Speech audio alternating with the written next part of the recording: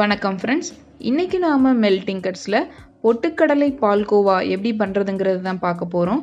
இந்த ரெசிபி எப்படி பண்ணலான்றதை பார்க்கலாம். இந்த ரெசிபிக்கு தேவையான இன்க்ரீடியன்ட் எல்லாம் டிஸ்கிரிப்ஷனில் இருக்குது, செக் பண்ணிக்கலாம். ஒரு சின்ன மிக்ஸி ஜாரில் ஒரு அரை கப் பொட்டுக்கடலை ஆட் பண்ணிக்கோங்க. ஸோ இதில் 3/4 பாகம் ஒயிட் சுகர் சேர்த்துக்கலாம். இதில் 3லேருந்து 4 ஏலக்காய் ஆட் பண்ணிக்கோங்க. இது ஃப்ளேவருக்காக. இதை நல்லா பொடியாக அரைச்சி எடுத்துக்கோங்க. எந்த அளவுக்கு நைஸாக அரைக்கிறீங்களோ அந்த அளவுக்கு உங்களுக்கு டேஸ்ட் நல்லா இருக்கும்.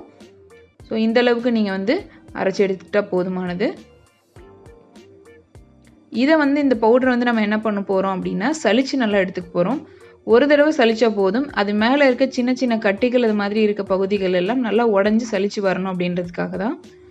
ஸோ இந்த சலிச்ச மாவு நீங்கள் தனியாக எடுத்து வச்சுக்கலாம்.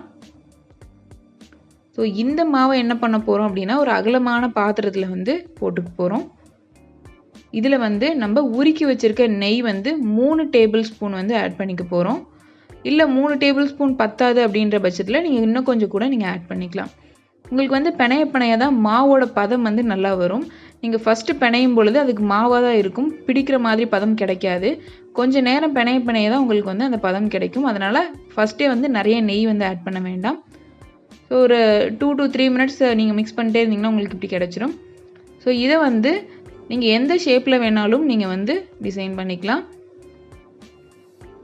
நான் ஃபஸ்ட்டு இது மாதிரி நடுவில் ஸ்பேஸ் இருக்க மாதிரி வச்சு ஒரு செடி வச்சு டெக்கரேட் பண்ணி நான் சர்வ் பண்ணுறேன்.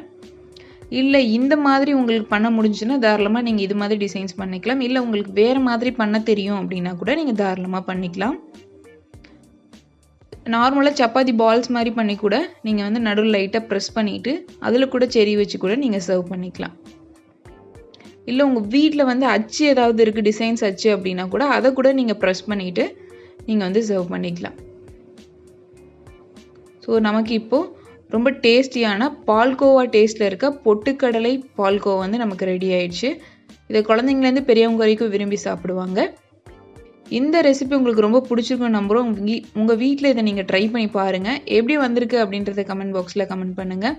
இந்த வீடியோ உங்களுக்கு பிடிச்சிருந்தால் லைக் பண்ணுங்கள், உங்கள் ஃப்ரெண்ட்ஸ் சர்க்கிளுக்கு ஷேர் பண்ணுங்கள், நம்ம சேனலுக்கு சப்ஸ்கிரைப் பண்ணி சப்போர்ட் பண்ணுங்கள். தேங்க்யூ.